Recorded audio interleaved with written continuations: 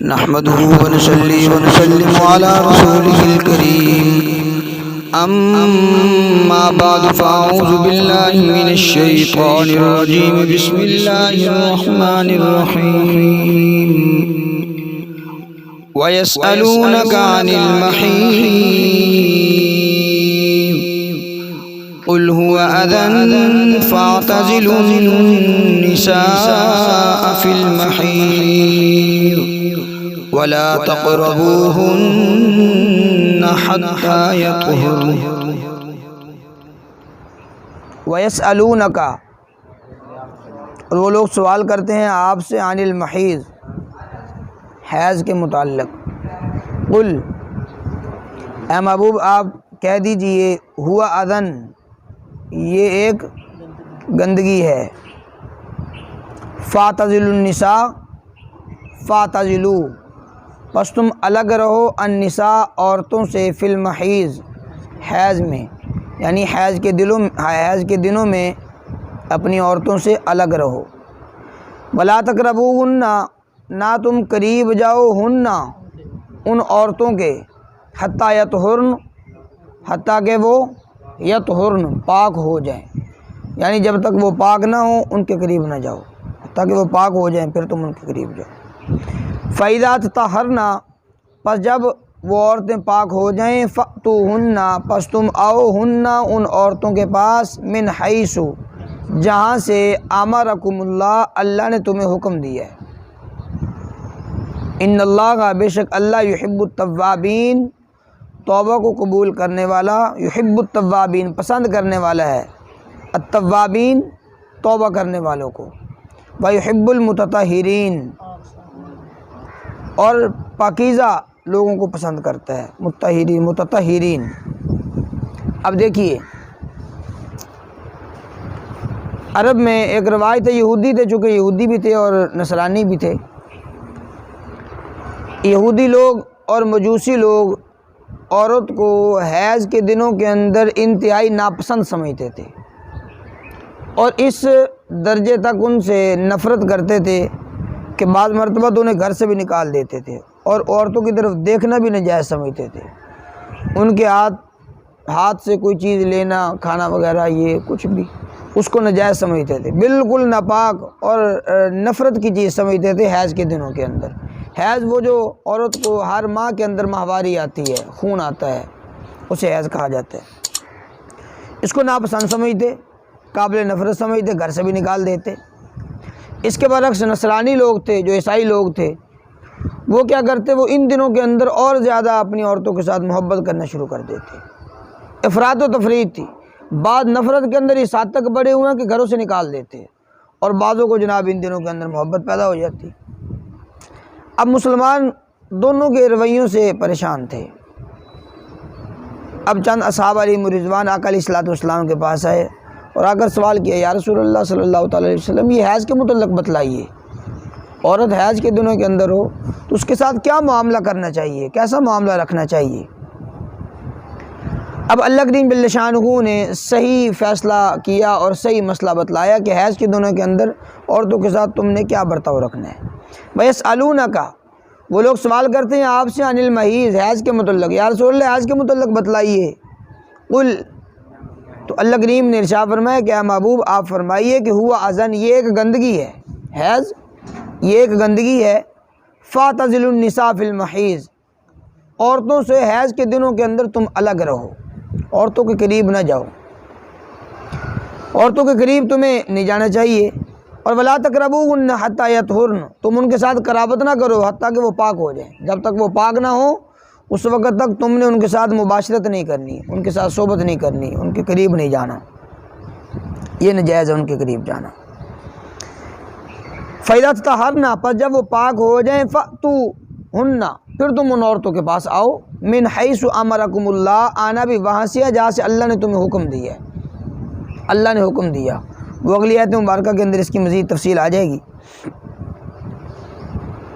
اللہ کریم جل شانہ نے عورتوں کے پاس جہاں سے تمہیں آنے کا حکم دیا ہے اسی رستے سے آؤ، اور رستہ اختیار نہیں کرنا۔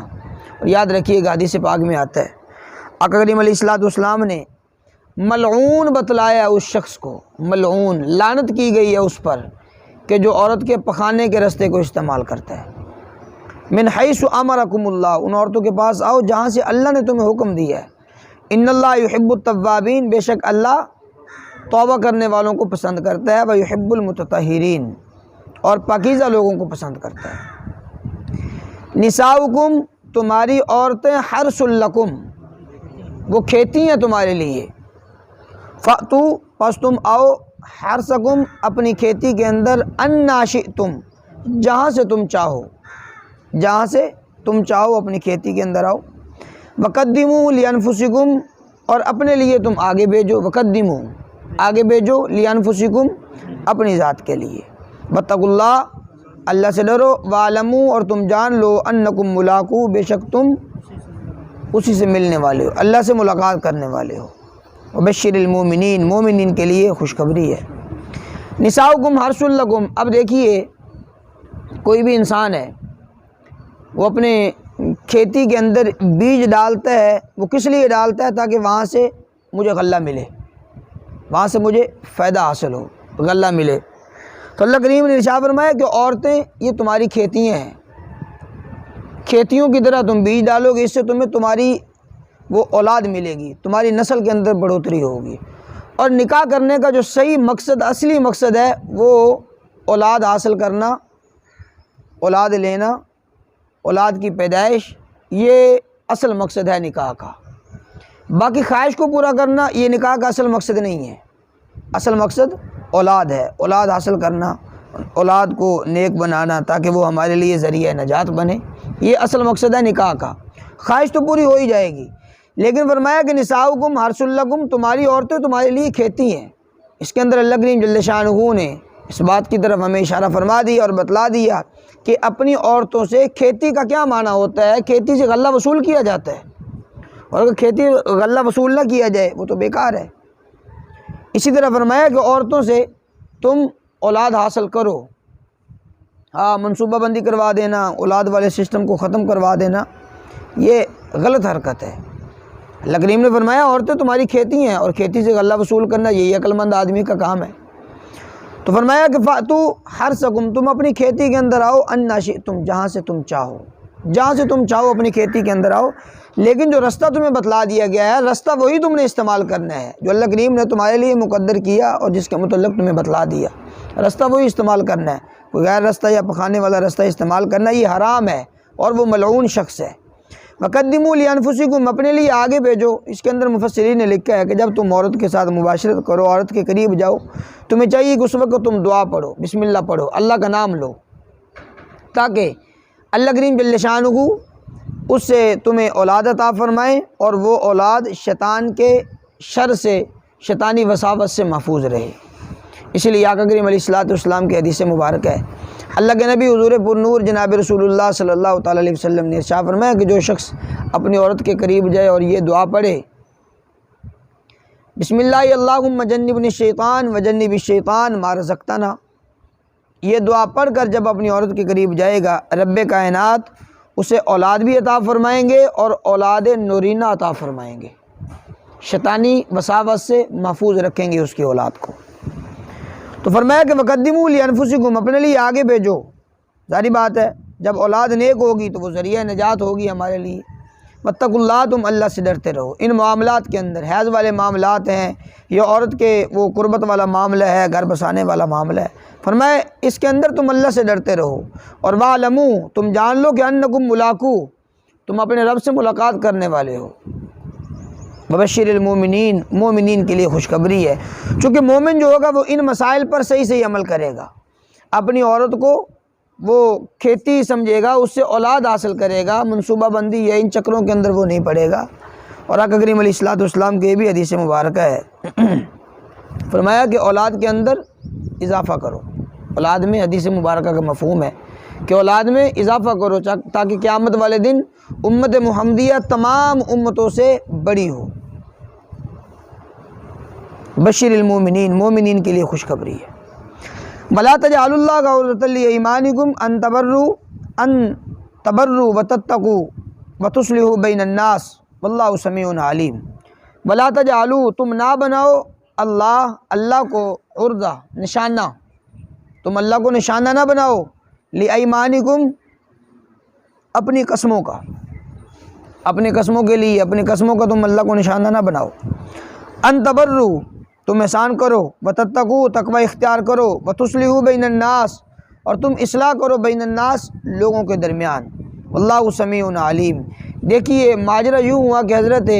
عبداللہ بن رواحہ رضی اللہ تعالیٰ عنہ آقا کریم علیہ الصلوۃ والسلام کے بڑے پیارے صحابی رسول ہیں۔ ان کی ایک ہمشیرہ ہے، وہ ہمشیرہ حضرت نعمان بن بشیر کے گھر میں ہے، ان کے نکاح میں ہے، لیکن کچھ معاملات بگڑے۔ حضرت نعمان بن بشیر وہ بھی صحابی رسول ہیں، تو انہوں نے حضرت عبداللہ بن رواحہ کی جو بہن تھی، ہمشیرہ تھی، اس کو طلاق دے دی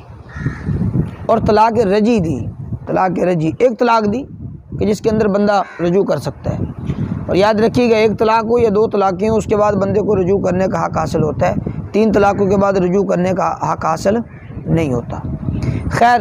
انہوں نے طلاق رجی دے دی، تو اب کچھ وقت گزرا،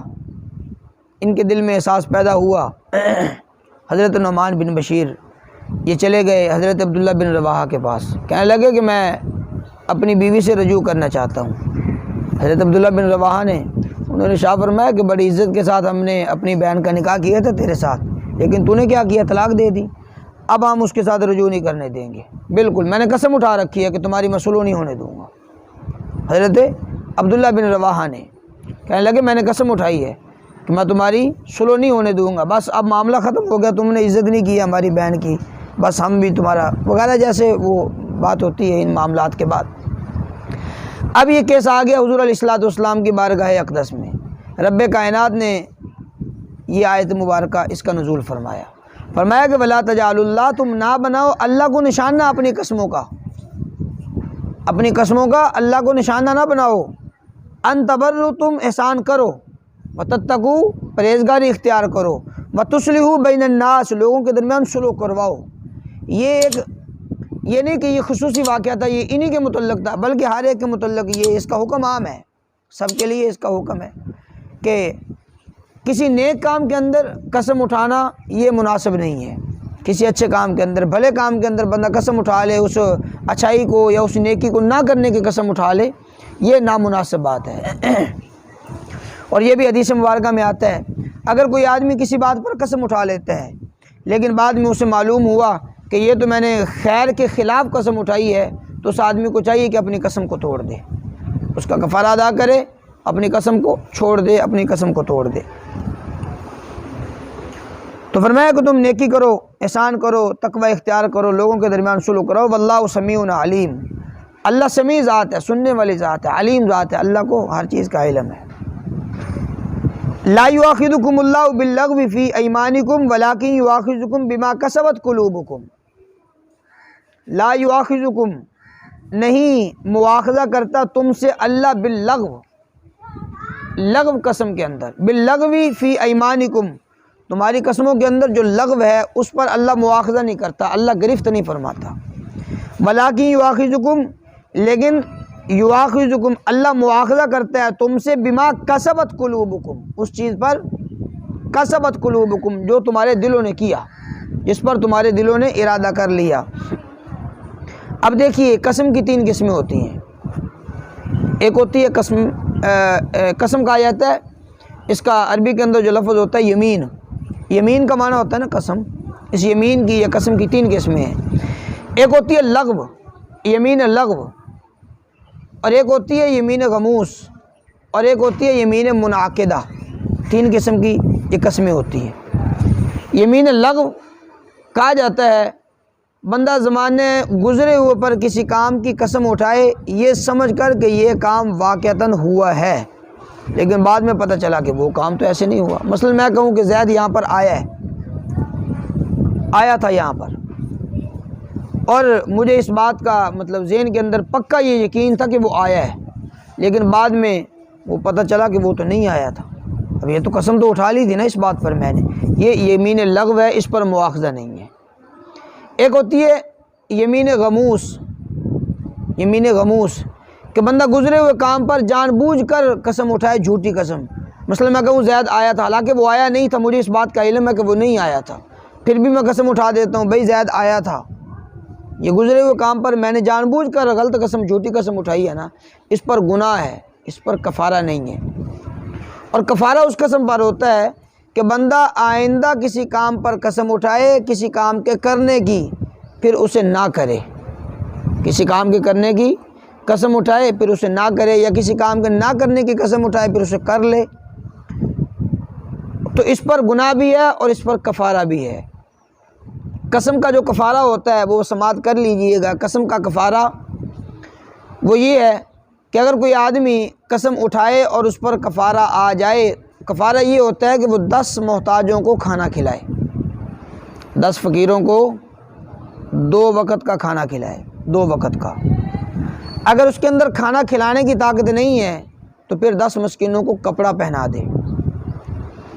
جتنا ضروری لباس ہوتا ہے اتنا کپڑا پہنا دے۔ اگر اس کے اندر یہ بھی طاقت نہیں ہے تو پھر 3 دن کے وہ روزے رکھے، لگاتار 3 دن کے روزے رکھے گا، یہ قسم کا کفارہ ہے۔ اور بعض لوگ وہ ہوتے ہیں کہ جن کی عادت ہوتی ہے کہ ہر بات پر قسم اٹھانا، بات کے اندر قسم، وہ بات کے اندر کرتے ہیں قسم پہلے اٹھا دیتے ہیں، ہر بات پر قسم اٹھاتے ہیں، ہر بات پر قسم اٹھاتے ہیں، ان پر کفارہ نہیں ہوتا، یہ یمین لغو ہوتی ہے، یہ ان کی بری عادت بن چکی ہے خام خواہ کی قسمیں اٹھانے کی۔ اور کفارہ اس بات پر ہوتا ہے کہ بندہ کسی کام کی کرنے کی قسم اٹھائے پھر نہ کرے، یا کسی کام کے نہ کرنے کی قسم اٹھائے پھر کر لے، تو اس بات پر اسے گناہ بھی ہوگا اور اس کو کفارہ بھی ادا کرنا ہوگا۔ لا یؤاخذکم اللہ باللغو، نہیں مواخذہ کرتا تم سے اللہ باللغو فی ایمانکم، تمہاری قسموں کے اندر جو لغو ہیں، بات پر قسم اٹھانا، قسم کھانے کی عادت بنا لینا، ان باتوں پر اللہ تم سے مواخذہ نہیں کرتا۔ ولیکن یؤاخذکم، لیکن اللہ مواخذہ کرتا ہے تم سے بما کسبت قلوبکم، اس چیز پر کہ جو تمہارے دلوں نے ارادہ کر لیا، جس پر تمہارے دلوں نے، مطلب آئندہ زمانے کے اندر وہ قسم اٹھاتا ہے آئندہ زمانے کے کسی کام کی کرنے یا نہ کرنے کی، پھر اس کے برعکس کرتا ہے جان بوجھ کر۔ تو فرمایا کہ تمہارے دلوں نے جس بات پر ارادہ کر لیا ہے، جو کچھ تمہارے دلوں نے کمایا، مانا جس کا ارادہ کر لیا تمہارے دلوں نے، اس پر اللہ تم سے مواخذہ کرے گا۔ واللہ غفور حلیم، بے شک اللہ بخشش کرنے والی ذات ہے، حلیم ذات ہے، بڑی بردبار